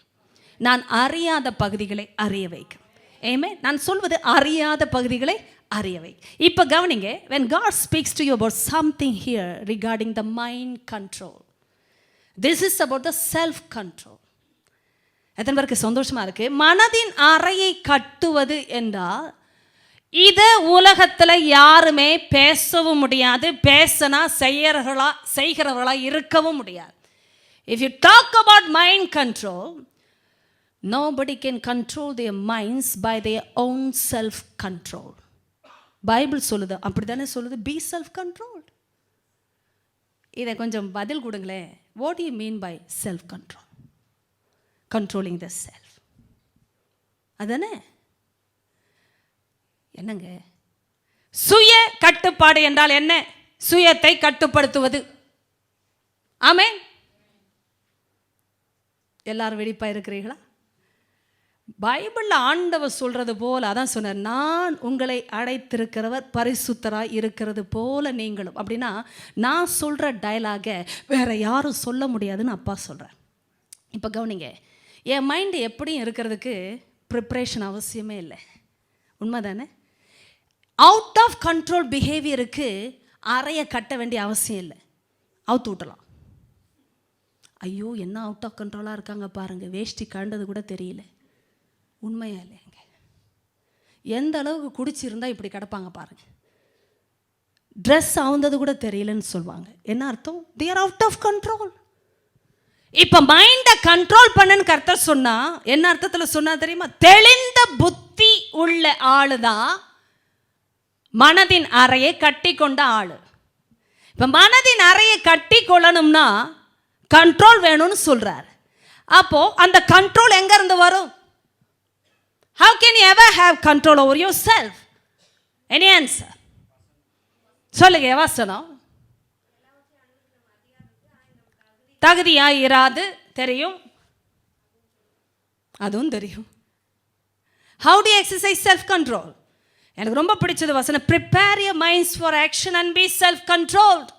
prepare your minds for action. இப்போ நான் சொல்றதை நல்லா கவனிங்க. ஒரு ஆக்ஷன் பண்ணுறதுக்கு முன்னாடி தானே கட்டுறாங்க கை. சொல்லுங்கய்யா கொஞ்சம். ஆண்களே சகோதரர்களே விழிப்பாக இருக்கிறீர்களா? ஓடணும் தானே, தான் கட்டிட்டு தானே ஓடுவீங்க. அப்போ தான் சரியாக கட்டுவாங்க. ஏன்னா ஒரு ஆக்ஷனுக்கு போகிறதுக்கு முன்னாடி அரை கட்டு சரியாக இருக்க வேண்டும். டைட்டாக கட்டினா தான் வெயிட்டாக ஓட முடியும். சகோதரர்கள் ஒத்துக்கொள்கிறீங்கல்ல? அப்போ ஏன் சும்மா இருக்கும்போது கொஞ்சம் கேஷுவலாக இருப்போம், பார்த்துருக்கீங்களா? அது விழுந்தாலும் பிரச்சனை இல்லை, ஏன்னா நான் ரொம்ப ரிலாக்ஸ்டாக இருக்கேன்பா. ஆனால் ஒரு ஆக்ஷனில் இறங்குற ஆசாமி அரைக்கட்டை சரியாக கட்டாமல் எழும்புவீங்களா? யாருக்கிட்ட வந்தால் மாமனேன்னு முதல்ல இங்கே தான் கட்டுவாங்க. ஏன்னா அப்போ ஃபைட்டுக்கு போகிறதுக்கு முன்னாடி இது டைட்டாக இருக்கணும், இல்லைன்னா இறக்கிடுவாங்க வெயிட்டை.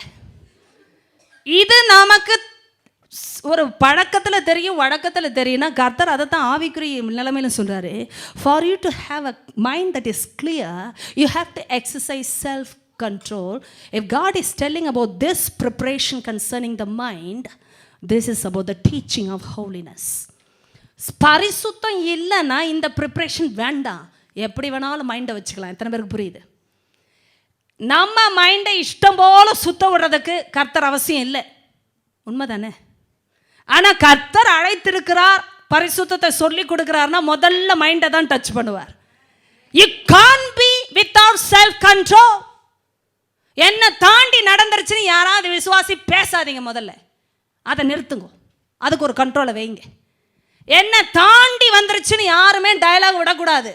ஆண்டவர் சொல்றார், உன்னை தாண்டி நடக்கிற விஷயங்கள் உன்னை தாண்டி நடக்குதுன்னு நீ என்ன தாண்டிட்டேன்னு அர்த்தம். ஆண்டோடைய ஆவியை தாண்டி தான் ஓடணும். ஹோலி ஸ்பிரிட் இருக்கிற பியூட்டி என்ன தெரியுமா? என்றைக்குமே செல்ஃபை வச்சே பேச மாட்டார், அவரை வச்சு தான் பேசுவார். If God is holy, then we have to be holy. Means God is alone can give us that holiness, that strength to even to be in holiness. If that is so, self-control is not of the self, it is of the Holy Spirit. கலாத்தியர் 5 படிச்சிருக்கீங்கல்ல, இச்சை அடக்கம். ஆங்கிலத்தில் self control is the fruit of the Holy Spirit. ஆவியின் கனியில் கடைசியாக குறிக்கப்பட்ட கனி இச்சை அடக்கம். அடக்கமாக இருக்கிறத ஆவியானவர் தான் கற்றுத்தருகிறார். Amen. Out of control behavior எல்லாம் குடித்து வெறிக்கிறவர்களுக்கு தான் வரும். பைபிள் சொல்லுது, நாமோ இரவுக்குரியவர்கள் அல்ல பகலுக்குரியவர்கள் என்றா குடிச்சு வெறிச்ச மாதிரி நடக்கக்கூடாது லைஃப்லன்றார். உண்மைதானே? இஷ்டம் போல மைண்டை ஒலாத்த விடாதே அப்படின்னு சொல்லுவார். ஹேவ் கண்ட்ரோல் அப்படின்னு என்ன? ஹோலி ஸ்பிரிட் கற்றுக் கொடுக்குற ஆசாமிக்கு மைண்டு கண்ட்ரோல்டாக இருக்க கர்த்தரே கற்றுக் கொடுப்பா. Amen. It's not about the self-control. It's about allowing the Holy Spirit to take control about our mind, about our thinking. Amen. Holy Spirit is taking control about our thinking. நானா சிந்திக்க, நானாக ஓட அழைக்கப்படவில்லை. மாறாக எனக்கு ரொம்ப பிடிச்சது, நீங்கள் அறியாமையினாலே கொண்டிருந்த இச்சைகளை, இங்கே பாருங்க, இங்கே தான் பேசிகிட்டு இருக்கோம், இச்சைகளின்படி இனி நடவாமல் கீழ்ப்படுகிற பிள்ளைகளாய். இப்போ கவனிங்க, disobedience will always keep us in ignorance. உண்மையா இல்லையா? கீழ்ப்படியாமல் இருக்கிற இடத்துல அறியாமை இருக்கும். ஆனால் கீழ்ப்படுகிற பிள்ளைகளாக இருக்கிறோம் என்றால் அறிவில் இருக்கிறோம் என்று அர்த்தம். இப்போ இப்படி திருப்பி போட்டு சொல்லுகிறேன், அறியாமல் இருந்த காலங்களில் நம்ம கீழ்ப்படியாத பிள்ளைகளாக இருந்தோம். இன்று அறிவை பெற்ற பிள்ளைகள் நாம் கீழ்ப்படுகிற பிள்ளைகளாக இருக்கிறோம். நீங்கள் நினைக்கலாம் நான் கீழ்ப்படியில் ஆண்டவரேன்னு நினைக்கிறீங்க இல்லையா? என்னை பாருங்கள், என்னை கண்களை பாருங்கள். இப்போ உங்களை அப்படி நினைக்க சொல்லி தந்தது யார்? நான் ஆண்டருக்கு இன்னும் இந்த விஷயத்தில் கீழ்ப்படியலைங்க, கீழ்ப்படிய விரும்புகிறேன், கீழ்ப்படிய முடியல அப்படி என்று உங்களை நினைக்க யார் சொல்லி தந்தது? நீங்கள் அப்போ தேவனுடைய பிள்ளை இல்லைனா இல்லை. If you are not having the heart of conviction even to understand this, you are not a child of God. But if you are a child of God, you will understand where you are going wrong.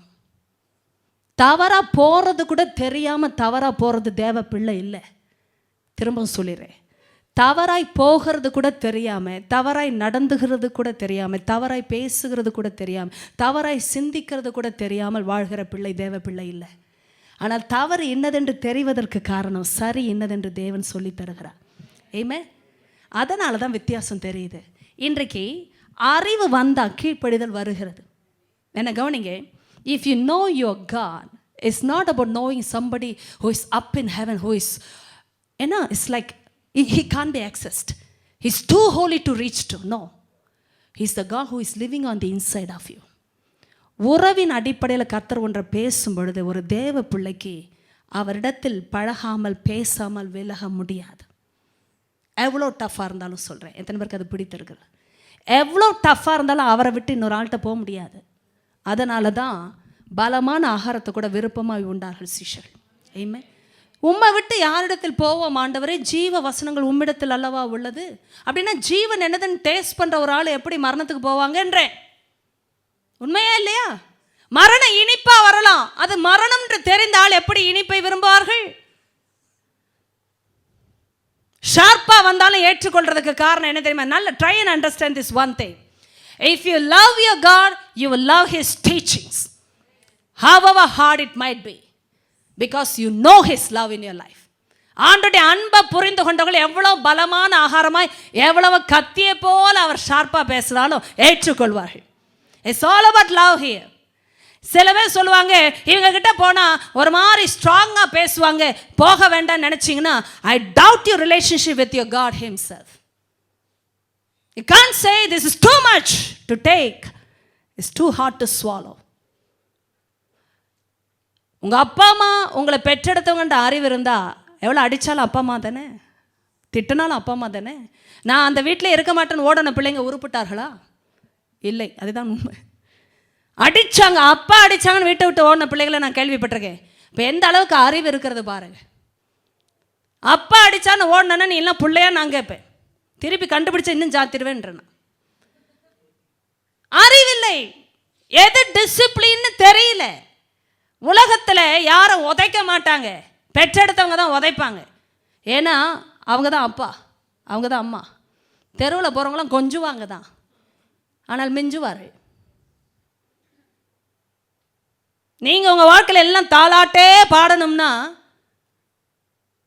தரையில் நடக்க முடியாது, குழந்தையாக தான் இருக்கணும். எத்தனை பேருக்கு அது புரிந்தது? கர்த்தர் கொஞ்சம் வளர வளர வளர வளர பலமான ஆகாரத்தை தான் கொடுப்பார். நீங்கள் பாலுண்ணுகிற பிள்ளைகள் அல்ல, இன்று போதகர்களாக வேண்டிய நிலைமையில் இருக்கிறவர்கள் என்றால் சகல சத்தியத்தையும் விரும்புங்க முதல்ல.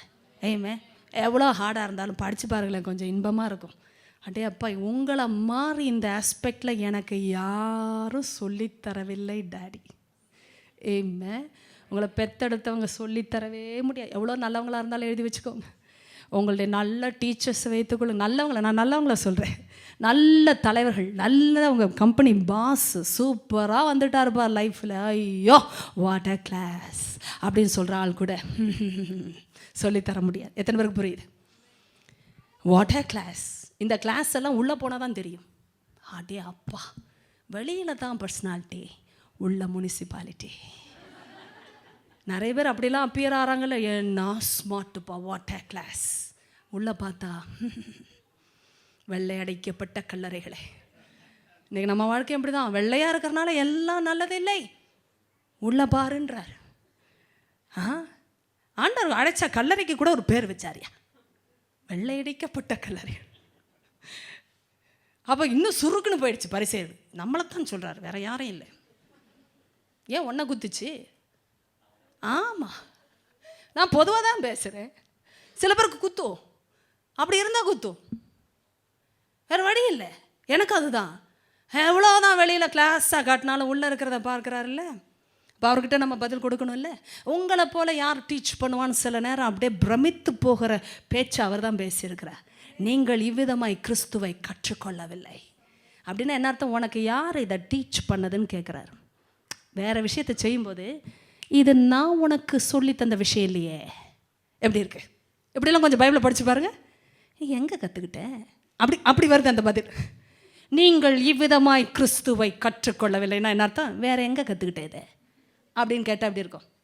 நம்ம எதையோ செஞ்சுட்டு அங்கே போனால் அவர் அப்படி சொல்லி தருவார். ஆமாம் ஆண்டவரே, நீங்கள் சொல்லி தரல, இப்போ நான் சொல்லி தராத வேற யார் சொல்லி தந்தா? நீ அதை செய்கிற, உன்னை கூப்பிட்டதை நான் சொல்கிறபடி நீ கேளு.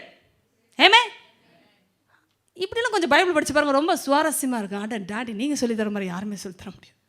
அழகாக சொல்லி தருவார். மனதை பற்றி சொல்லுவார். மனதை, திருமணத்தை, உறவுகளை, ஃப்ரெண்ட்ஷிப்பை, ஆண் பெண் உறவை அவரை போல் யாரும் சொல்லி தர முடியாது. தமிழுக்கு அது சந்தோஷமான விஷயம்.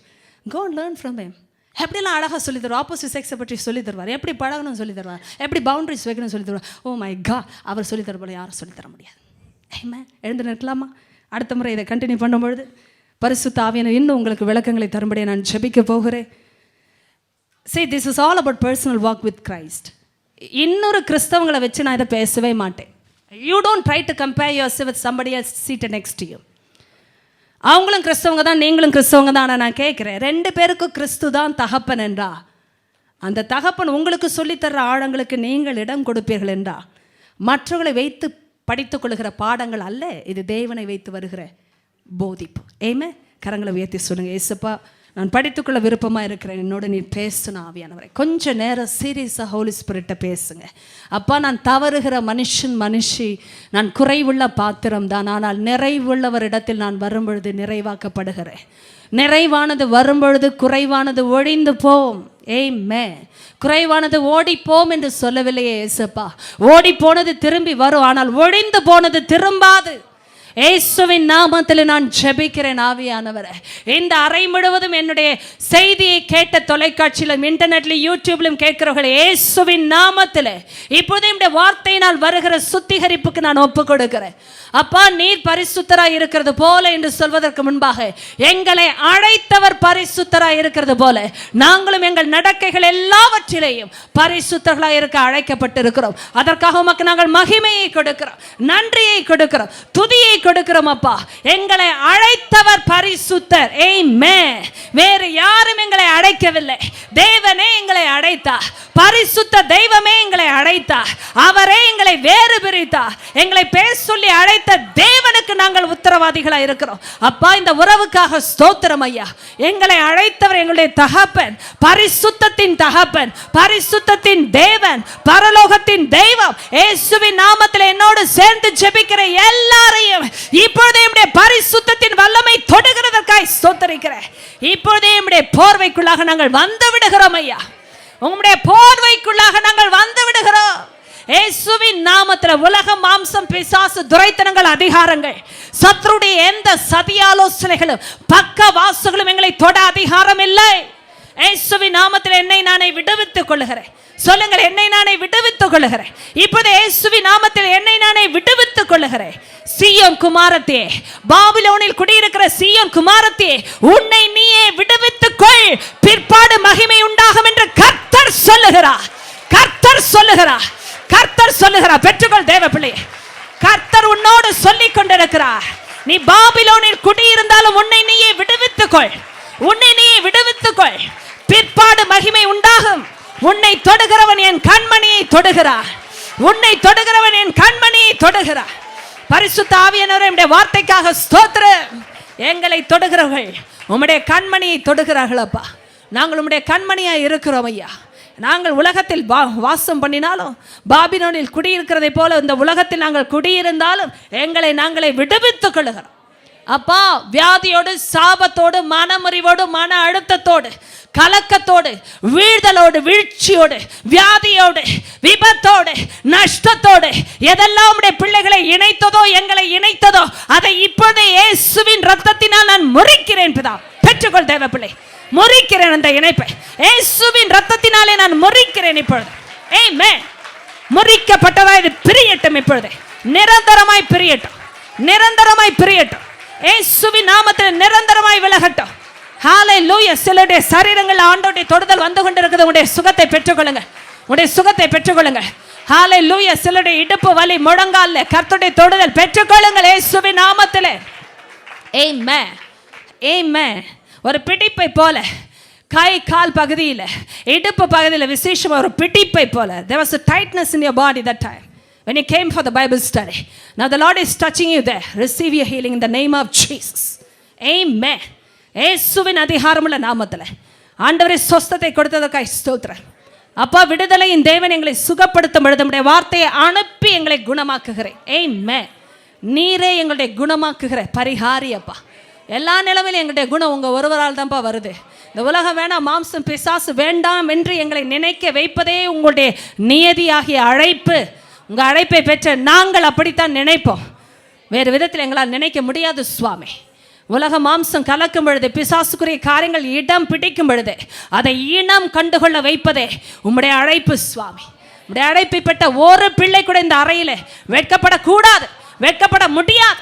இயேசுவின் நாமத்தில் அவர்களுக்கு வர வேண்டிய உயர்வை நான் இப்போதே கட்டவிழ்க்கிறேன். வேலையில் வரட்டும், படிப்பில் வரட்டும், கல்லூரியில் வரட்டும், பள்ளிக்கூடங்களில் வரட்டும், குடும்பங்களில் வரட்டும், வியாபாரங்களில் வரட்டும், இயேசுவின் நாமத்தினுடைய பிள்ளைகளை நான் கட்டவிழ்க்கிறேன். பிதாவை, உணர்த்துகிறவர் உயர்த்துகிற தெய்வம், உணர்த்துகிறவர் உயர்த்துகிறவர் ஐயா. மனுஷன் ஒரு நாள் எங்களை உணர்த்த முடியாது. எங்களை உயர்த்துகிறது ஒரே ஒரு தேவன் தான். மனுஷன் நினைப்பதை விட உயர்த்துகிறவர், மனுஷனால் வருகிற உயரத்தை விட உயரத்தை கொடுக்கிறவர். நீர் உணர்த்தும் போது உயரம்தான் சுவாமி. எங்களை உணர்த்துகிறீர் என்றாலே உயரத்துக்கு தான் எங்களை அழைக்கிறேன். ஆமென் என்று சொல்லி பெற்றுக்கொள்ளும். நாங்கள் உணர்த்தப்படுகிற நிமிஷமே உயரம் தீர்மானிக்கப்படுகிறது. பெற்றுக்கொள் தேவப்பிள்ளை, உங்க உயரம் கர்த்தரால் தீர்மானிக்கப்பட்ட உயரம். பிசாசு அதை தடை செய்ய முடியாது. எந்த அதிகாரமும், அரசாங்கமும், மனுஷனும், சாத்தானும் தடை செய்ய முடியாது. இயேசுவின் நாமத்தில் நான் உம்முடைய ஜனங்களை பிரகடனப்படுத்தி ஆசீர்வதிக்கிறேன், ஆசீர்வதிக்கிறேன். உம்முடைய ஜனத்தை நான் ஆசீர்வதிக்கிறேன். ஆமென் என்று சொல்லி ஆசீர்வாதங்களை முத்திரிக்கிறோம் ஐயா. உம்முடைய ஜனங்கள் வெட்கப்பட்டே போக முடியாது. இந்த நீதி ராஜ்யத்தை முதலாவது வைத்து ஓடி வந்திருக்கிறார்களப்பா. தங்கள் குறைவில் வந்திருக்கிறார்கள், சோர்வில் வந்திருக்கிறார்கள், கேள்வியில் வந்திருக்கிறார்கள், குழப்பத்திலும் வியாதியிலும் வந்திருக்கிறார்களே, அவர்களை நீ தொட்டதற்காக ஸ்தோத்திரம். அவர்கள் வந்த விதமாய் திரும்பி சொல்லவே முடியாது. ஆசீர்வதித்து அனுப்புகிறதுக்காக நன்றி. இனி வருகிற வாரத்தில் எந்த நன்மையும் அவர்களுக்கு குறைபடாமல், நன்மையும் கிருபையும் அவளை ஜீவனுள்ள நாளெல்லாம் தொடரும் என்று சொன்ன முடியும். அன்பு தொடர்ந்து தொடரட்டும். எந்த சத்துருடைய ஆண்டவரை சூழ்ச்சிகளோ, பாவமோ, சாபமோ, வியாதியோ அவர்களை தொடர முடியாது. அந்த இணைப்பை இயேசுவின் இரத்தத்தினால் நான் முறித்திருக்கிறேன். அது இனி அவர்களோடு இணையாது என்று நான் பிரகடனப்படுத்துகிறேன். எல்லா மகிமையின் துதி உமக்கே நான் கொடுத்து விடுகிறேன். தொடர்ந்து எங்களோடு இருங்கப்பா. இயேசுவின் அதிகாரமுள்ள நாமத்தில் ஜெபிக்கிறோம் பிதாவே, ஆமென். கரங்களை தட்டி பரிசுத்தாவினருக்கு ஒரு மகிமை. ஆமென், ஆமென். God bless you. Praise the Lord. Even before coming for the Bible study, I had something strong tie in my hip, my knees, and in my hands. I was not even able to come in auto. I told my husband to drop me, but he was not able to come from office. I came with a lot of pain. I was sitting here last when Auntie was praying. She told exactly the tie in my hip area and in my knees and in my hands, and that moment I got my deliverance. I don't have any pain. இடுப்பு, கை, கால், முழங்கால் tightness, ஒரு பிடிப்பு போல இருக்குன்னு ஆவியானவர் காட்டி விடுதலை செய்தேன்னு சொன்னார்ல, இவங்க தான் அந்த நபர். வரும்போது பயங்கர வழியில் ஆட்டோவில் வந்திருக்கிறாங்க, வலியோடு தான் உட்கார்ந்துருக்குறாங்க. கர்த்தர் எவ்வளோ நேசிக்கிறாருமா. கர்த்தருக்கே மகிமை. She is delivered from the pain. Is there any other? Oh, there are testimonies. கொஞ்சம் உட்காருங்க. Praise the Lord. From yesterday, I had been having a very severe tight in my leg. I was not able to sit down When I walk, I can feel pain in both my feet. But now, when you said, Auntie, that you're receiving tightness, I could feel it better now. Better? Yes. Better. How much you feel better? How far? I can walk. You can walk now. நல்லா குதித்து ஓடு மகளே. ஏமே appreciate பண்ணுங்க ஆண்டோடைய goodness. நல்லா appreciate பண்ணுங்க. நல்லா கவனிங்க. சின்ன பிரச்சனையோ பெரிய பிரச்சனையோ பெரியவர் தொட்டா பெரிய மிரக்கல்.